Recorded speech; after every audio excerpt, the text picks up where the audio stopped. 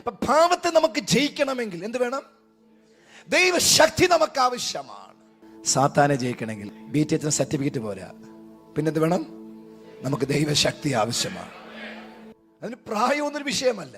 ചില കുഞ്ഞുങ്ങളിൽ പോലും ദൈവശക്തി വന്നു കഴിഞ്ഞാൽ അവർ സാത്താനെ ജയിക്കുന്ന കണ്ടിട്ടുണ്ട്. ഞാൻ എൻ്റെ ശുശ്രൂഷ കണ്ടിട്ടുണ്ട്. ദൈവദാസന്മാർക്ക് ചെയ്യാൻ പറ്റാത്ത, പിശാചിനെ കീഴടക്കാൻ പറ്റാത്ത വിഷയങ്ങളെ ചില സഹോദരങ്ങൾ എന്നിട്ട് ശാസിക്കുന്നത് കണ്ടിട്ടുണ്ട്. ചില ദൈവദാസന്മാർക്ക് ചില സാത്താനെ ഓടിക്കാൻ പറ്റാതെ അസ്വസ്ഥമായിട്ട് എന്ത് ചെയ്യണമെന്ന് അറിയാതെ ഇങ്ങനെ ഒരു അസ്വസ്ഥമായി നിൽക്കുന്ന സമയത്ത് സാധാരണ സ്തോത്രം പറഞ്ഞ വിശ്വാസി എഴുന്നേറ്റ് പോടാ വിശ്വാസം പറഞ്ഞു കേട്ടിട്ടുണ്ട്. ഉൽപ്പത്തി പുസ്തകം, വെളിപ്പാട് പുസ്തകം ഒന്നും അറിയില്ല. ആമേ. പക്ഷേ അവർ യേശുവിനതി പോകാൻ പറയുമ്പോൾ അതങ്ങനെ പോകണമെങ്കിൽ അതിന്റെ പിമ്പിൽ വ്യാപരിച്ച ദൈവശക്തിക്കായി സ്തോത്രം.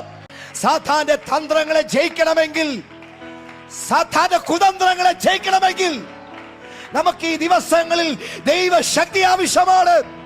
നീ ആ ദൈവശക്തിയെ വഹിക്കുന്ന വ്യക്തിയാണെങ്കിൽ ഒരു പ്രവാചകനെ വിളിച്ച് നിന്റെ വീട്ടിലിരുത്തി പ്രാർത്ഥിപ്പിച്ച് ജയമെടുക്കാനുള്ള പൈസ നിന്റെ കയ്യിലും കുഴപ്പമില്ല. ദൈവശക്തി നിന്റെ മേൽ ഉണ്ടെങ്കിൽ വീടിന്റെ അടിസ്ഥാനത്തേക്കൊന്ന് കാല് ചവിട്ടുമ്പോ ആ വിചാരങ്ങൾ പൊളിയും, മന്ത്രവാദങ്ങൾ പൊളിയും, യേശുവിന്റെ നാമത്തിൽ കൈവശങ്ങൾ പൊളിയും. ഇരുട്ടിന്റെ ലോകത്തെ ജയിക്കാൻ ദൈവശക്തി